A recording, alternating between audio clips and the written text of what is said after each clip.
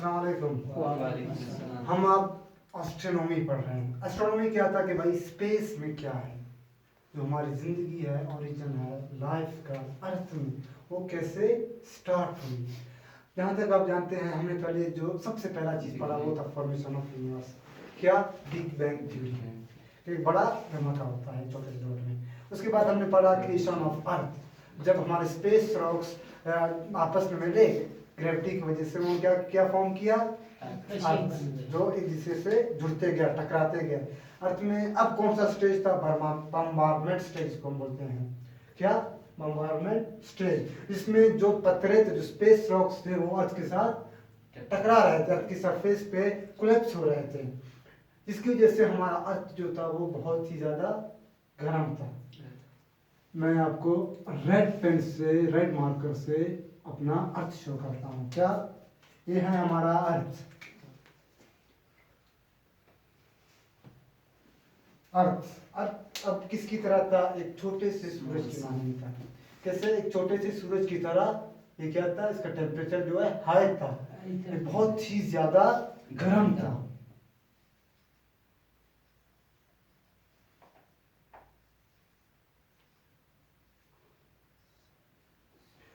जब ये ताज़ा ताज़ा अपना न्यूली बॉर्न हुआ, तो ये क्या था?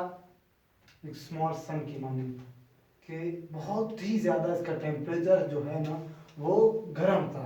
अब क्या होता है, हमारा जो अर्थ है वो कहाँ पर है? स्पेस में, जैसे कि हम जानते हैं। और स्पेस का जो टेम्परेचर है वो कितना है?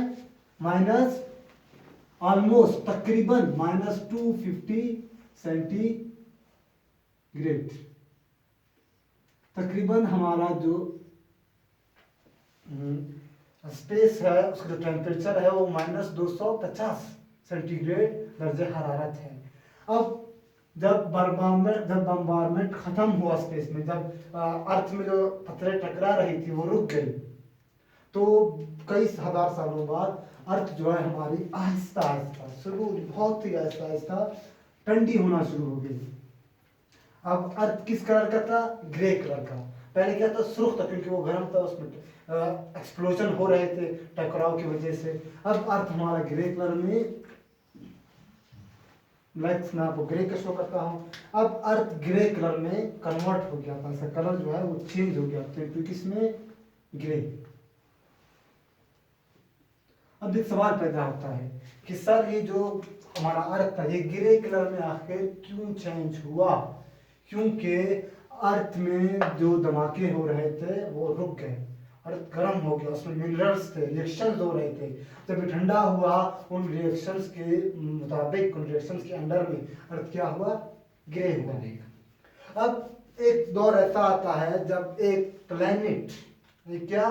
सयारा, जो मतलब लगड़ी सयारा जिसे हम कहते हैं, लगड़ी सयारा के जो किसी के ऑर्बिट में नहीं होता, जो स्पेस में, यूनिवर्स में हर जगह घूमता फिरता रहता है, इसी तरह का हमारा एक क्या था? प्लैनेट था। ये हो गया वो प्लैनेट, ये हमारा अर्थ जो अपनी जगह पर मौजूद है, जो हमारे सूरज के ऑर्बिट कर रहा है। तो जो प्लैनेट था इसे हमने क्या नाम दिया? थिया। क्या नाम दिया हमने इसे? थिया। और ये हमारा क्या था? अर्थ। अब जो मैंने, अब देख सकते हैं, मैंने अर्थ को छोटा बना के थिया को थोड़ा बड़ा, क्योंकि थिया जो है वो किस चीज के साइज में था? Size of Mars. जैसा कि हम जानते हैं हमारे सोलर सिस्टम में कई सितारे हैं, उनमें से मार्स जो हमारा नजदीकी सितारा है, चौथे नंबर पे सोलर सिस्टम में आता है, उसे हम क्या कहते हैं? मार्स। अब ये क्या था? Size of Mars. ये मार्स के मरीख, जिसको हम लोग क्या बोलते हैं? मरीख। ये अब मरीख के साइज का था। ये स्पेस में यूं ही वंडरिंग, घूमते घूमते क्या हुआ? हमारे अर्थ के साथ इसने क्लैप्स किया, टकराया। जब ये अर्थ के साथ टकराया, जाहिर सी बात है, जब दो चीजें टकराती हैं, दो रॉक्स को आप टकराएंगे, प्लैनेट्स किस चीज के बने हैं? रॉक्स के। जब आप दो रॉक्स को टकराएंगे तो क्या होता है? उनके पार्ट्स, उनके पार्टिकल्स, उनके टुकड़े अलग हो जाते हैं। इसी तरह हमारे थिया और अर्थ के ये जब टकराए तो क्या हुए? पार्टिकल्स, रॉक्स, रॉक्स क्या हुए? सेपरेट हुए, अलग हुए। और उन पत्थरों ने आहिस्ता आहिस्ता बहुत ही स्लोली जुड़ना शुरू किया। किस चीज की वजह से? फिर हमारा ग्रेविटी आता है। ग्रेविटी की वजह से वो फिर एक दूसरे के साथ जुड़ना, टकराना उन्होंने स्टार्ट कर लिया।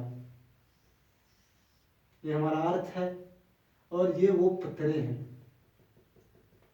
अब सवाल उठता है कि सर जब टकराए तो थिया कहाँ चला गया?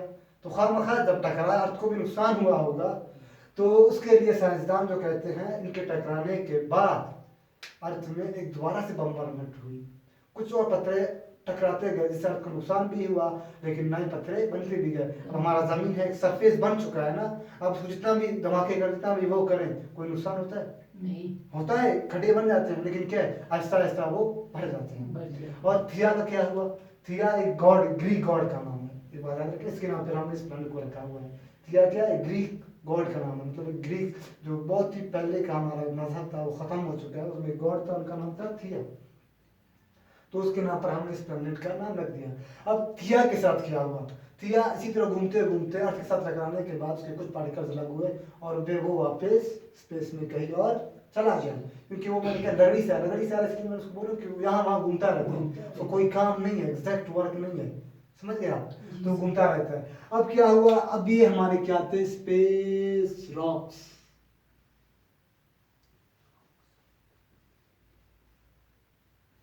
स्पेस रॉक्स कैसे बने इस बार? पहले तो 3 रॉक्स को हमने मिलाया, मैंने स्पेस रॉक्स का नाम दिया। अब ये जो स्पेस रॉक्स थे ये क्या थे? थिया और अर्थ के मटेरियल्स थे जो टकराने के बाद जो उनका पत्थरे बच गए, वो स्पेस में जमा हुए, उन्हें हमने क्या नाम दिया? Space rocks. क्योंकि स्पेस में है, खला में है, ग्रेविटी के अंडर में। अब क्या होता है? ग्रेविटी के अंडर में ये भी एक दूसरे के साथ टकराना शुरू कर देते हैं। टकराते टकराते इन्होंने भी कनेक्शन शुरू कर दी। क्या शुरू कर दी? बॉन्ड्स बनाना शुरू कर दिए। और ये क्या हो गया? एक छोटे से पत्थर में कन्वर्ट हो गए, जिसे हम क्या, और ये पत्थर जो है पहले अलग अलग भी थे, तो ये क्या करते थे? घूमते रहते थे। ये हमारा अर्थ है, अर्थ के इर्द गिर्द ये ऑर्बिट करते थे, एक सर्कल में, एक रिंग के तौर पर। ये मैं अपने हाथ को शो करता हूँ। ये जो मेरा हाथ है ये क्या है? अर्थ है। सिर्फ ये वाला मुट्ठी मेरा अर्थ है, और ये जो हाथ है ये क्या? मून है। ये आहिस्ता आहिस्ता इस तरह घूम रहे थे, अर्थ के इर्द ऑर्बिट कर रहे थे, अर्थ के सर्कल कर रहे थे। तो जब ये अर्थ की शिप में सर अलग अलग एक की तरह घूम रहे थे, एक की एंटी क्लॉकवाइज घूमते हैं, सिर्फ घूम रहे थे। वो खुद नहीं घूमता, जो मून है हमारा वो इस तरह नहीं घूमता, वो सिर्फ ये चीज करता है। समझ गए? सर्कल में आपको आगे बताऊंगा। तो अर्थ जब हमारा, अब क्या हुआ? जो एक पत्थर बना जिसे हमने किस चीज का नाम दिया? मून। जिसे हमने नाम दिया मून का। अब मून जो है हमारे अर्थ के ऑर्बिट कर रहा था, लेकिन उस वक्त जब ताजा बना, ये हमारे अर्थ से बहुत ही नजदीक था। क्या था? बहुत नजदीक था। जिसे आज हम चांद को देखते हैं वो इतना नजर आता है। मिसाल मैं आपको बता रहा हूँ, आसमान में इतना नजर आता है, लेकिन जब उस वक्त हम उसको देखते वो तकरीबन इतना नजर आता। क्यों? क्योंकि अर्थ के बहुत ही ज्यादा करीब था। इसका साइज तो वही है, ना कम हुआ है ज्यादा हुआ है, पहले नजदीक था अब दूर है। एक बात मेरे याद रखें, जो हमारा माउंट एवरेस्ट सबसे बड़ा चोटी है दुनिया में, पहाड़ी है, वो आहिस्ता आहिस्ता 1 सेंटीमीटर, 1 साल में 1 सेंटीमीटर बढ़ रहा है। पहले यहाँ पर था, 1 साल बाद आप आगे 1 सेंटीमीटर बढ़ेगा, फिर 1 साल बाद 1 सेंटीमीटर बढ़ेगा। इसी तरह हमारा मून है, वो हर साल में पर यार 1 सेंटीमीटर क्या हो रहा है? दूर जा रहा है। हर साल में 1 सेंटीमीटर हर अर्थ से दूर जा रहे हैं। इसी तरह होते होते कई अरबों खरबों सालों बाद जब आज हमारा अर्थ, वो मून है, वो यहाँ पर है। पहले कहाँ पर था? अर्थ और मून में डिस्टेंस क्या था? मिसाल के तौर पर मैं बता रहा हूँ 1 सेंटीमीटर था। कितना था? 1 सेंटीमीटर। कई हजार सालों बाद आज जब यहाँ से यहाँ पर आया है, ऑर्बिट तो कर रहे हैं, ऑर्बिट इसका वही है, फंक्शन वही ऑर्बिट करता रहता है, लेकिन इसका जो डिस्टेंस है वो कितना बढ़ गया है? 3 सेंटीमीटर। मिसाल समझा रहा हूँ मैं आपको समझने के लिए, समझ गए? और एक बात, हमारा जो मून है वो मून हमें आधा पूरा, ये क्या सिस्टम है, क्या चक्कर है? मून आधा तो नहीं होता कि भाई एक बार टूटेगा, आधा आएगा, आस्ता आस्ता डूबना शुरू होगा, इस तरह तो नहीं होता है। अब क्या होता है? यहाँ हमारा सन है, समझ गए आप? ये हमारा सन है, ये क्या है? सन है। सन से अब क्या आ रही है, रेजेस आ रही हैं, समझ गए। अब जब रेजेस आ रही हैं तो आप देख रहे हैं ना, ये अर्थ है, अर्थ के बाद सन मून आ रहा है। अर्थ के बाद अब क्या होता है, जो रेजेस हैं ये कुछ कुछ यहाँ पर आके टकरा रही हैं, लेकिन आधा टकरा रहा है आधा नहीं टकरा रहे हैं। जो बाकी आधा है वो क्या है, शैडो है। किसका शैडो है, अर्थ का। तो अर्थ आगे आ रहा है, अर्थ का शैडो होगा। अब अर्थ की शैडो की वजह से हमें मून जो है ना, जिस जगह में लाइट पड़ता है, जिस पार्टिकुलर जगह में लाइट पड़ता है, हमें सिर्फ वो जगह नजर आता है, चाहे वो आधा हो पूरा हो। जो लाइट लगता है वो हमें नजर आता है, बाकी सारा नहीं आता है। क्यों नहीं आता, क्योंकि उस पर अर्थ का साया होता है। अब कभी साफ मौसम में आप जहाँ देखा चांद पूरा नजर आएगा, लेकिन जो रोशन होगा वो सिर्फ छोटा सा हिस्सा होगा। जैसे हमारा कभी आधा होता है, कभी आधा ज्यादा होता है। जब 14 दिन पूरे होते हैं, हम 14वीं का चांद जिसे बोलते हैं, तो ये जो हमारा मून है ये कहाँ पर आ जाता है, यहाँ पर। मिसाल मैं आपको बता रहा हूँ, यहाँ पर आ जाता है। यहाँ पर आएगा तो क्या होगा, लाजमी बात है, जब अर्थ और जब मून और सन के दरम्यान में अर्थ नहीं है, पहले दरम्यान में अर्थ था, अब अर्थ नहीं है, जिसकी वजह से जो रेजिस है, जो शुआएं हैं अर्थ की, सूरज की, वो डायरेक्ट आके मून को पड़ रही हैं, डायरेक्ट आके मून को लग रही हैं। कोई शेडो नहीं बन रहा, कुछ नहीं बन रहा, जिसकी वजह से हमें मून पूरा नजर आता है। मिसाल यहाँ पर था, ये अर्थ है, ये सूरज है।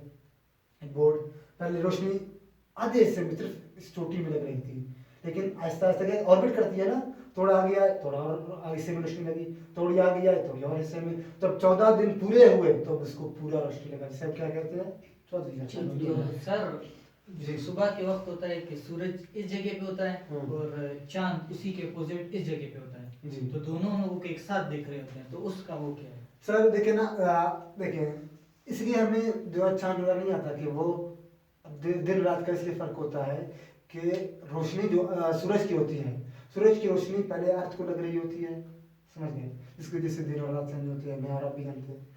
जो सूरज की रोशनी वो मून को लग रही है, सूरज को नहीं लग रही है, मून को लग रही है। मून सूरज अर्थ के हिस्से में लग रही है, एक में नहीं लग रही है, और अर्थ के हिस्से में लग रही है, लेकिन मून को भी एक हिस्से में लग रही है। इसकी वजह से हमें रात को क्या चांद नजर आता है, कभी छोटा, कभी बड़ा, कभी पूरा, कभी आधा, कभी एक बारीक सा लकीर। लेकिन जब आपने जो सवाल पूछा कि तुम्हारा मून जो है वो दिन में भी, सुबह के टाइम भी कभी कभी नजर आ जाता है, कभी कभी सुबह के टाइम भी नजर आ जाता है। अब क्या होता है कि पूरी तरीके से जो सूरज की रेजेस हैं वो अभी भी मून को लग रही होती हैं, क्योंकि जो मून है, जो चांद है, उसकी अपनी रोशनी तो नहीं होती, जो सूरज की रेजेस हैं वो लग रही होती हैं अभी भी, कि भाई रात तो खत्म हो गई, ढल गए, सूरज तो आपको चांद को हटने में टाइम नहीं लगा। सर चांद है, चांद एक जगह से दूसरे जगह में तेजी से जा नहीं पाया, उसका जो टाइम है उससे पहले ही सूरज निकल गया। ज़्यादातर गर्मियों में होता है, सर्दियों में कभी नहीं देखेंगे आप। तो सूरज जो है ना पहले निकल गया, चांद ने अभी तक पूरा अपना ऑर्बिट पूरा नहीं किया, अभी तक चुप नहीं पाया, तो जो रेजेज लगती हैं इसकी वजह से भी हमें चांद नजर आता है, समझ गए। मिसाल आपको समझा देता हूँ, सर्दियों में क्या होता है, रातें लंबी होती हैं, दिन छोटे होते हैं, इस वजह से रात को चांद को पूरा टाइम मिल जाता है यहाँ से यहाँ पर आने में। पहले यहाँ पर था, यहाँ पर आ गया, अब यहाँ पर हमें नजर नहीं आएगा, क्योंकि अब सूरज निकल गया, सूरज की रेजेस चांद को नहीं लग रही हैं। लेकिन गर्मियों में दिन बड़े होते हैं और रातें छोटी होती हैं, जिसकी वजह से वक्ती जो है ना, सुबह सवेरा वक्ती हो जाता है, और रेजेस है वो अभी भी तो मून पहले यहाँ पर था, चांद यहाँ पर आ गया है, और रेजेस को लग रही है, इसकी वजह से नजर आता है। सर ये जो अर्थ है जी, ये हमारा जो जो सन के राउंड घूम रहा है, ऑर्बिट कर रहा है, ये एक स्पीड में ऑर्बिट करता है अपना, ये जो अर्थ अपना स्पीड चेंज करता है। नहीं, स्पीड देखना, स्पीड चेंज कैसे करेंगे, इसका नाम रॉकेट तो नहीं लगाएंगे कि कभी स्लो हो रहा है कभी ज्यादा हो रहा है, स्पीड उसका एक ही है। और मैं आपको आगे बताऊंगा, इसके अलग के भी अर्थ भी अलग अलग तरीके से रोमांस करता है, कि स्पीड के जो आपका सवाल है वो एक ही है, एक ही है, एक ही है। आप देखे ना, आप सिर्फ क्या है, ये नजदीक डिस्टेंस में फर्क हो जाता है, कभी नहीं दूर आता है, कभी नजदीक आता है, कभी दिन वक्ती है, कभी रात देर है, लंबा छोटा, इसी तक के नजदीक आ जाता है, सूरज के नजदीक आ जाता है। जो जाहिर सी बात है, आप एक चीज के गिर्द घूम रहे हैं, सारी एक चीज छोटी है, तो मैं इसके जितने नजदीक से घूमूंगा उतना नजदीक से, यहाँ से मैंने शुरू किया नजदीक से, यहाँ तक आने मुझे कम टाइम लगेगा। अगर मैं यहाँ से शुरू कर दूँ तो मुझे यूं दूर से घूमना पड़ेगा, यहाँ पर आना पड़ेगा, क्या होगा, देर होगा, जिसकी वजह से रातें छोटी, दिनें लंबी होती रहती है। गर्मी सर्दी में मैं आपको आगे बता दूंगा इंशाल्लाह। पहले हम इस फोकस पे ध्यान करें। अब हमारा मून जो है, फॉर्मेशन ऑफ मून क्या हो गया है, कंप्लीट। उसका रेजेस का जो तरीका है, हाफ मून, फुल मून, वो मैंने आपको बता दिया, समझ गए। अब जब हमारा फॉर्मेशन ऑफ मून जो है यहाँ पर कंप्लीट हो जाता है, अब हम वापस अपने ओरिजिनल टॉपिक की तरफ चलते हैं, जो था कि origin of life on earth. अब जो हमारा अर्थ है उसमें अलग अलग किस्म के मिनरल्स आ जाते हैं। अब मिनरल्स क्यों आते हैं, अलग अलग किस्म के आते हैं, क्योंकि ये एस्ट्रॉयड में आ रहे थे। कितने थे उस वक्त, 250, 250 ऑलमोस्ट। ये सारे अंदाजे हैं, तकरीबन पक्का पता नहीं है, उस वक्त कोई भी जिंदा नहीं था, कि लाइफ ही नहीं थी ना। तो मैं पहले बोर्ड क्लियर कर देता हूँ।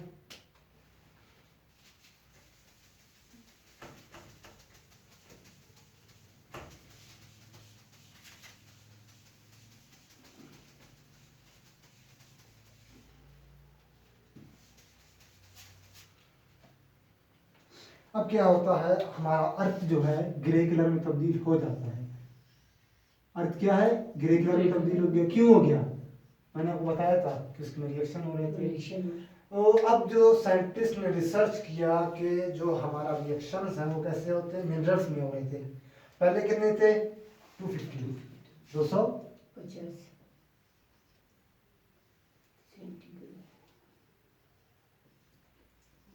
मिनरल्स थे, समझ गया। लेकिन अब जब ये पहले गर्म था ना, शुरू बना था, उस वक्त कितने थे, 250 थे। लेकिन कई हजारों मिलियन सालों बाद जब हमारा अर्थ कूल डाउन हुआ, गहरे कलर में तब्दील हुआ, तो हमारे पास कितने मिनरल्स थे, Maybe 500. 5000 ईयर। अब एक और सवाल पैदा होता है कि पहले तो 250 थे, अब 5000 कैसे बने। खामखा कोई रीजन तो होएगा, इनमें रिएक्शंस हुए। अब रिएक्शंस होने के लिए क्या जरूरत है, आपका जब टेम्परेचर के अंडर प्रेशर आ जाता है पानी के साथ, तब इन तीन चीज़ों को आप लाएंगे तो मिनरल्स में रिएक्शन होगा। Under the temperature and pressure, जब पानी को हम मिलाएंगे तो क्या होगा, रिएक्शन होगा। और अब हमारे लिए एक और नया सवाल आया साइंटिस्ट के लिए कि जो आपका क्या बोलते हैं इसे, हाइड्रोजन है, पानी है, ये अर्थ में मौजूद था, लेकिन कैसे आया। कैसे आया? सवाल पैदा होता है ना कि भाई मौजूद तो था, रिएक्शन तो हुए, पानी कहाँ से आया। मिसाल ये मैं आपको समझा तो पानी कहाँ से आया। अब थ्योरीज हैं, कई थ्योरीज हैं। मैं आपको एक सिंपल थ्योरी बताता हूँ जिसका नाम क्या है, नाम ही आपको समझ आएगा कि ये पानी, अब ये थ्योरी किस चीज के बारे में है। इसका नाम है वाटर फ्रॉम स्पेस।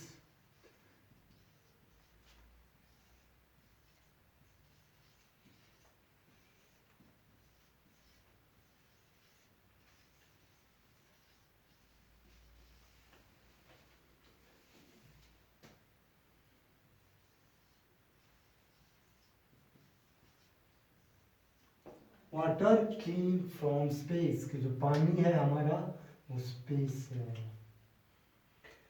अब सवाल, एक और सवाल पैदा होता है कि सर आया तो सही स्पेस से, मैं मान लेता हूँ, सबूत एविडेंस कैसे आया। तो उसके लिए हमारे पास आज जब हम टेलीस्कोप से देखते हैं तो हमारा दुनिया का नहीं, यूनिवर्स का, कायनात का जो सबसे बड़ा ओशियन है, सबसे बड़ा समंदर है, वो कहाँ पर है, स्पेस में है। जब हमने टेलीस्कोप से देखा, साइंटिस्ट हैरान हुए कि भाई ये स्पेस में पानी का बहुत ही बड़ा क्या है, फव्वारा घूम रहा है। अब एक और सवाल कि पानी जो है ना स्पेस में कैसा आया, अर्थ में तो स्पेस से आया, लेकिन स्पेस में कैसा आया। जब बिग बैंग हुआ तो जैसे मैंने आपको बताया, दो जो डॉट था वो डॉट फटा, तो उसके फटने से क्या हुआ, hydrogen atoms, hydrogen ions release हुए।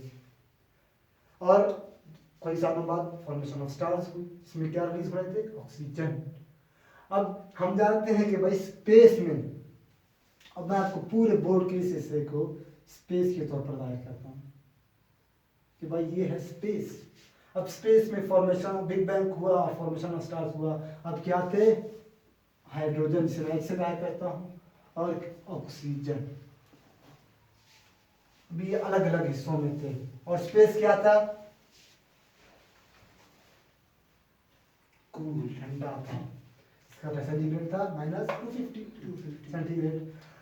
अब एक चांस है अगर हम रिएक्शन करें, घर में भी कभी कर लेते हैं, हमारे लैब में हमें रिएक्शंस करा देते हैं टीचर्स केमिस्ट्री के, तो अगर हम इन तीन सर्कमस्टांसेस में अगर ये तीन चीज़ें हमारे पास एक साथ मौजूद हो, ठंडा टेम्परेचर, हाइड्रोजन आयंस और ऑक्सीजन आयंस, ऑक्सीजन है। तो ये क्या करते हैं, मिलके एक बॉन्ड बना देते हैं, ये रिएक्शन करते हैं, जिससे हमारा क्या बनता है, H2, दो हाइड्रोजन आयंस ने बॉन्ड बनाया, फिर उन्होंने मिलके किसके साथ बॉन्ड बनाया, ऑक्सीजन। ओ क्या था, ऑक्सीजन था, ऑक्सीजन। H2O बना, क्या बना, H2O। जो हमारा फॉर्मूला है किस चीज का, वाटर। पानी का।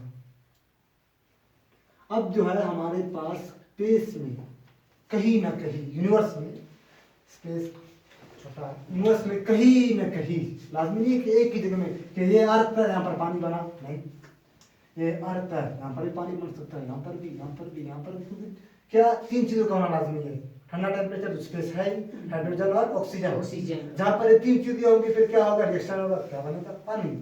अब पानी जो बना, पानी ने कई सालों जब ट्रेवल करते करते हमारे अर्थ के पास जब वो पहुंचा, हमारे अर्थ के सरफेस में आया, क्योंकि वो स्पेस में ग्रेविटी एक ही जगह में होती है, तो किसी प्लैनेट के साथ होगी, किसी स्टार के साथ होगी, किसी ऐसे ब्लैक होल के साथ होगी, और किसी व्हाइट होल के, जहाँ पर ग्रेविटी होगी तो पानी उसी तरफ जाएगा, ग्रेविटी खींचती है, पुल करती है।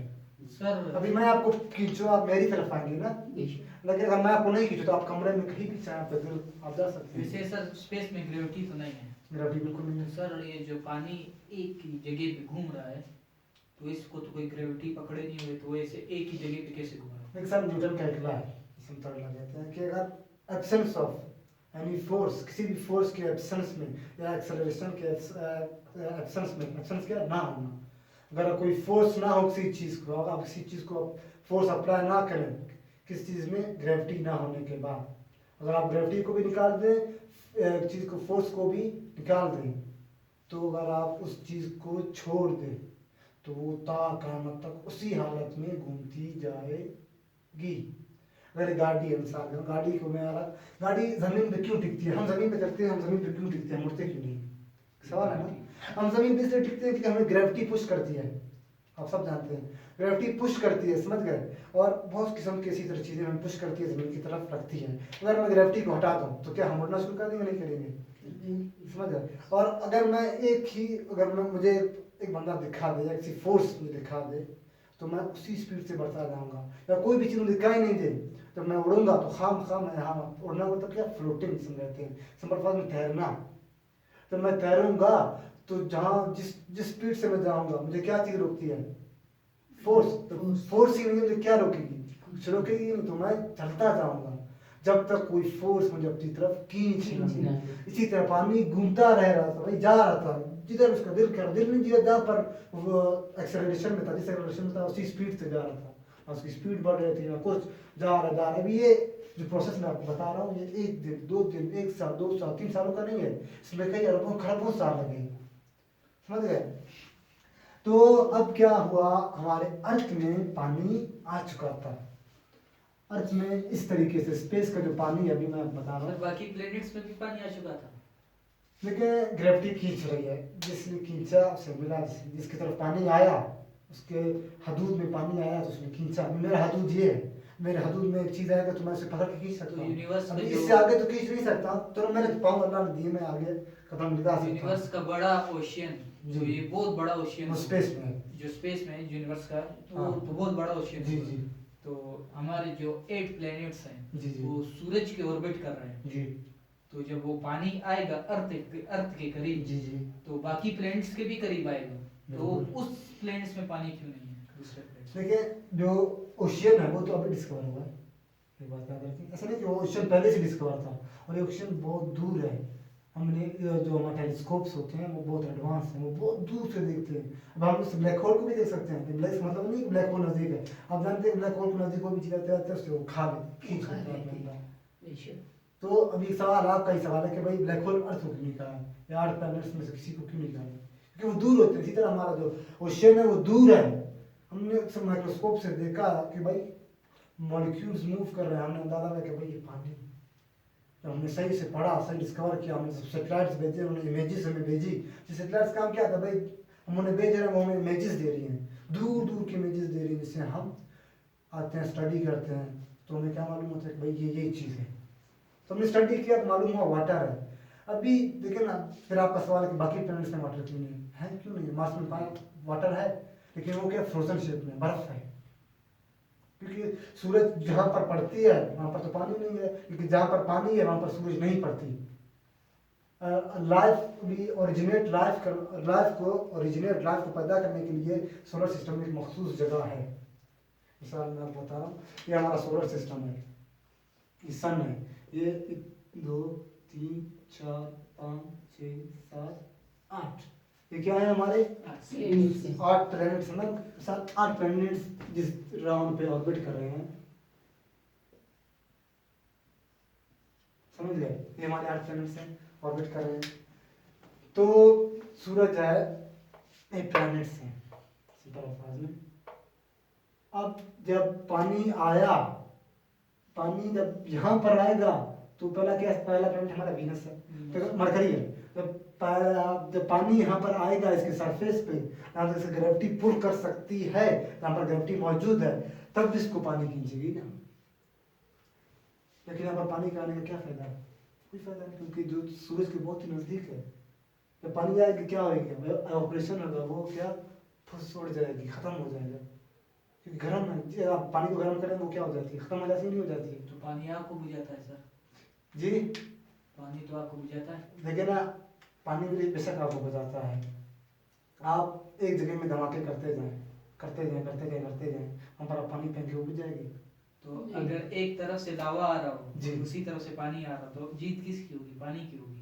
लेकिन जितना लावा नजदीक गर्म हो। बिल्कुल आपका बात सही है, पानी की जीत होगी, बुझ जाएगा। अगर मैं पूरे एक कमरे के जितने लावा कोई गिलास पानी डालूं तो जीत किसकी होगी? तो आपने कहा नहीं, मिसाल बता रहा हूँ, तो एक कमरा है, मैं लावा से भर दूं इसको, एक गिलास पानी डाल दूं, बुझ जाएगी। सही है, लेकिन आपने कहा यूनिवर्स का सबसे बड़ा ओशियन। नहीं, यूनिवर्स का सबसे बड़ा क्वेश्चन तो अभी डिस्कवर हुआ। जो हमारे अर्थ में पानी वो आहिस्ता आहिस्ता आया भाई, थोड़ी थोड़ी मिकदार में आया। क्या पता थोड़ी मिकदार में आया, क्या पता ज्यादा मिकदार में आया, वो अल्लाह जानता है। हम सिर्फ अंदाजा लगा रहे हैं, हम थ्योरी पेश करेंगे भाई इस तरह पानी अर्थ में आ सकता है। जी सर। समझ गए? अब मैं आपको बता रहा हूँ, तो ऑर्बिट में आएगी नीचे भी गर्म हो जाएगी। इसी तरह दूर दूर के प्लैनेट्स हैं, जो हमारा अर्थ है वो उसको अल्लाह ताला ने ऐसी जगह पर बनाया है जहाँ पर जो सूरज के रेजेस और लाइट्स वो पूरी तरह आती हैं, इससे जिससे हमारा लाइफ भी ओरिजिनेट यहाँ पर हो सकता है। क्योंकि एक जिंदा जानवर, एक लिविंग ऑर्गेनिज्म को किसी भी जगह में जिंदा रहने के लिए क्या इन्वायरमेंट चाहिए? आप किसी भी ज़्यादा ठंडे जगह में रह सकते हैं? नहीं सर। बिल्कुल, मैं बर्फ कर दूँ, -50 सेंटीग्रेड कर दूँ स्पेस का, आप रह सकते हैं? तो मैं उसको बहुत ही ज़्यादा गर्म कर दूँ, रह सकते हैं?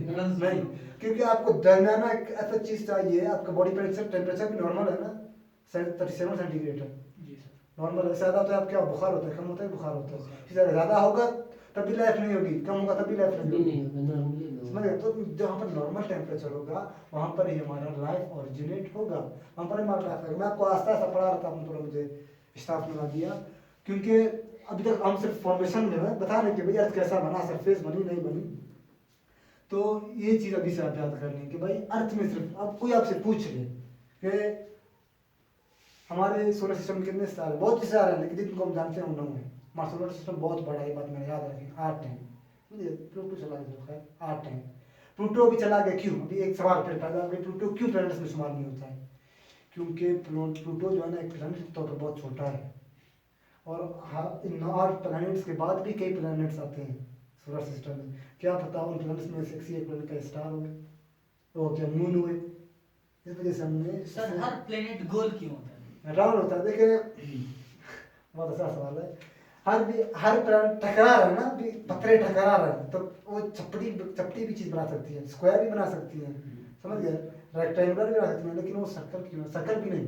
याद रखें, हमारा जो कोई भी प्लैनेट होता है वो अंडे के मुताबिक होता है, अंडे की तरह। जी सर। और हर जानदार का अंडा नहीं, शतरमुर्ग का जो बड़ा अंडा है उसी की तरह होता है। अब शतरमुर्ग का अंडा तो होता ही गोल है, लेकिन थोड़ा सेमी सर्कुलर होता है। थोड़े नहीं, सेमी सर्कुलर आधे होते हैं, थोड़े चिपटी होते हैं। क्या होता है? पूरी तरह से गोल है, सिर्फ से थोड़ा दबा हुआ है, समझ गए? ये अभी अंडा जो होता है ना, मुर्गी का अंडा आप देख लें, वो थोड़े इस तरह होता है, उसके एक ये तरफ है, एक ये तरफ है। लेकिन तसल्लुक का अंडा आप किसी दिन आपको देखना नसीब हो, नेट में सर्च करना जल्दी दौरा है, वहाँ पर आप देख लेना, वो बिल्कुल ऐसे गोल होता है, लेकिन ऊपर नीचे से जो ये यहाँ पर इस तरह से रखा हुआ, बिल्कुल गोल है। मैंने थोड़ा ठीक है, बिल्कुल गोल है, लेकिन यहाँ से जो है ना, यहाँ से थोड़ा इस तरह अंडा, हाँ अंडा मुर्गी को देख लो इस तरह थोड़ा, और जो फुल सर्कल है ना वो इस तरह है, फुल सर्कल चारों तरफ से वो एक ही जो आपको शेप दे रहे हैं, समझ गए। तो अभी आप आते हैं आपकी मेन सवाल की तरफ कि सर जो हमारे प्लैनेट्स हैं वो गोल क्यों होते हैं। जब बम्बार्डमेंट हो रही थी तो क्या तब फील्ड था ग्रेविटी की वजह से, किसकी वजह से, ग्रेविटी की वजह से, जिसे हम एक पुल कहते हैं, इस पुल की वजह से ये बिल्कुल से दरमियान में लग रहा था, ये यहाँ से भी लग रहा है, यहाँ से भी लग रहा था, तो क्या हुआ, ये प्लैनेट्स जो है ना गोल बनना शुरू हुई। मजीद आप सवाल ना करें, फिलहाल मुझे थोड़ा पढ़ाने दें। ओके सर, नहीं सवाल करना अच्छी बात है, लेकिन जो मैं पढ़ा रहा हूँ उसके मुताबिक सही। अब क्या हुआ, अर्थ जो है ना ठंडा हुआ, अर्थ में जब ठंडा हुआ तो पहली उसकी रॉक बनी, पहला उसका अर्थ का अपना पत्थर बना। पहले तो बाहर के पत्थर थे ना आ रहे थे, अब क्या अपना पत्थर बना, जिसे हम क्या कहते हैं, बसाल्ट रॉक्स।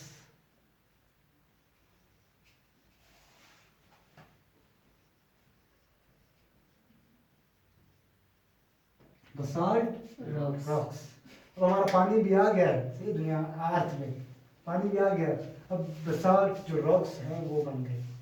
बसाल्ट रॉक्स क्या है, अब इनका काम क्या है, ये 5000 मिनरल्स के हमें क्या फायदा दिया, इसके बारे में क्यों सर पढ़ रहे इतने हैं। धमाके के बाद अर्थ का भी पत्थर बन गया, अब अर्थ का शेप बन गया। शेप पहले से बन गया था, लेकिन तब धमाके रुक नहीं रहे थे, वो गर्म पत्थर होता है, कि दो चीजें टकराएंगे तो क्या हीट रिलीज होगा, गर्म होता जाएगा। जैसे पहले अब आग कैसे जाते थे, वो मतलब बहुत पहले साइंस बताते, हम दो पत्थरों को जब रगड़ते हैं तो वो चिंगारी पैदा होती है, तो क्या हीट पैदा हो रही नहीं हो रही है, तो एक पत्थर को, जब पत्थर बहुत स्पीड से आके लग रहा है, प्रेशर से लग रहा है तो गर्म हो रहा नहीं हो रहा है। सर हमें जब टीचर मारता है तो हमारे हाथ को जब लगती है वो हाथ हमारे गर्म हो जाता है, इस वजह से हम जलन होते हैं, दर्द होते हैं, समझ गए। तो आज हमारा टॉपिक हो गया एक फॉर्मेशन ऑफ मून्स, एक है वाटर केम फ्रॉम स्पेस, कि भाई इस तरह हमारा स्पेस में पानी बना और इस तरह हमारे अर्थ में आ गया। अब हमारे पास अर्थ में जिंदा रहने के लिए बहुत सी चीज़ें थी, लेकिन एक चीज़ नहीं थी, वो थी लाइफ। जिंदा रहने की सामान तो था, लेकिन लाइफ तो नहीं था। उसके बारे में मैं इंशाल्लाह आपको कल हो गया, कभी हो गया, अगले चैप्टर में पढ़ाऊंगा कि ओरिजिन ऑफ लाइफ। फिर हमारा चैप्टर का मेरे ख्याल से जो ओरिजिन ऑफ लाइफ है उसका लास्ट डे होगा इंशाल्लाह, मैं आपको पढ़ाऊँ कि भाई कैसे लाइफ आई। फिर हमारा अगला जो उसके बाद आता है वो एवोल्यूशन। एवोल्यूशन तो अलग चीज़ है, मैं आपको बाद में बताऊँगा। थैंक यू फॉर लिसनिंग, बहुत बहुत मेहरबानी।